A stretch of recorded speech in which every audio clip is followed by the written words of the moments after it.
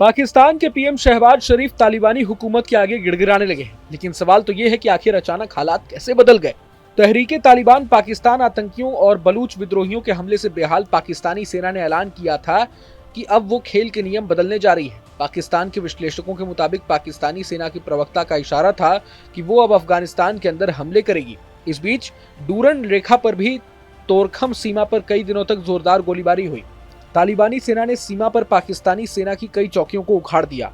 इस तनाव के बाद अब पाकिस्तान की सेना समर्थित शहबाज सरकार को अकल आ गई है। पाकिस्तान सरकार ने ऐलान किया है कि वो तालिबान के साथ टीटीपी के खतरे को लेकर बातचीत करेगी। पाकिस्तान के डिप्टी पीएम इशाक डार ने एक बैठक के बाद तालिबान के साथ बातचीत का ऐलान किया है। पाकिस्तानी नेता ने कहा कि तालिबान के साथ कूटनीति और बातचीत के जरिए आतंकियों को शरण देने के मुद्दे को सुलझाया जाएगा।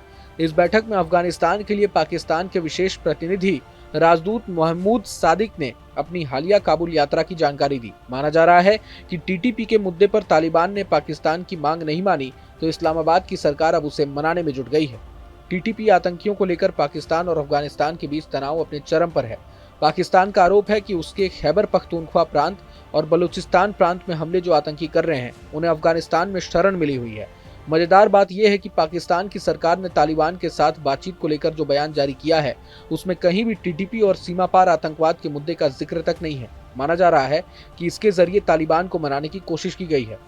पाकिस्तान और तालिबान के बीच तनाव का आलम यह है कि तोरखम सीमा कई दिनों तक बंद रही। इस अफगान सीमा के पास तालिबान ने एक सैन्य चौकी बनाना शुरू किया था जिसका पाकिस्तानी सेना ने विरोध किया था। इसके बाद दोनों तरफ से कई दिनों तक जोरदार गोलीबारी शुरू हो गई थी।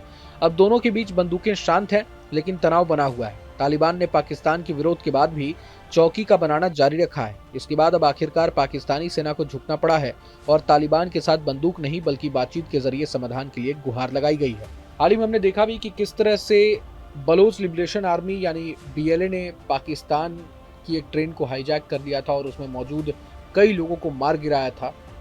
खबरें ये भी सामने आई थी कि बीएलए को कहीं ना कहीं अफगानिस्तान में बैठी तालिबान हुकूमत सपोर्ट कर रही थी और अफगानिस्तान में उनके आका जो है बीएलए के वो उन्हें सपोर्ट कर रहे थे और पाकिस्तान के खिलाफ इस साजिश में मदद कर रहे थे। जाहिर तौर पर पाकिस्तान को काफ़ी नुकसान हुआ था इस बीएलए के हमले में, बीएलए के इस साजिश के ज़रिए। लेकिन अब जिस तरह से अफगानिस्तान हुकूमत के साथ, तालिबानी हुकूमत के साथ पाकिस्तान सरकार उलझ रही है और शहबाज शरीफ सरकार कहीं ना कहीं बातचीत के लिए गिड़गिड़ा रही है। गौर करने वाली बात यह है कि आतंकिस्तान पाकिस्तान जो है वो तालिबानी हुकूमत से आतंकवाद के मसले पर बातचीत करना चाह रही है। तो ये कहीं ना कहीं एक विरोधाभास भी है कि खुद आतंकवाद को सबसे ज़्यादा बढ़ावा देने वाला पाकिस्तान अब इसी टेररिज्म के मुद्दे पर अफगानिस्तान के साथ बातचीत करना चाह रहा है। बहरहाल आने वाले दिनों में क्या कुछ होता है ये देखना अहम होने वाला है, लेकिन पूरे मसले को लेकर आप क्या कुछ सोचते हैं हमें कमेंट बॉक्स में ज़रूर बताएं। अगर आपको ये वीडियो पसंद आए तो लाइक करें और चैनल को सब्सक्राइब करें। वहीं तमाम बड़ी खबरों के लिए देखते रहें न्यूज़ नेशन।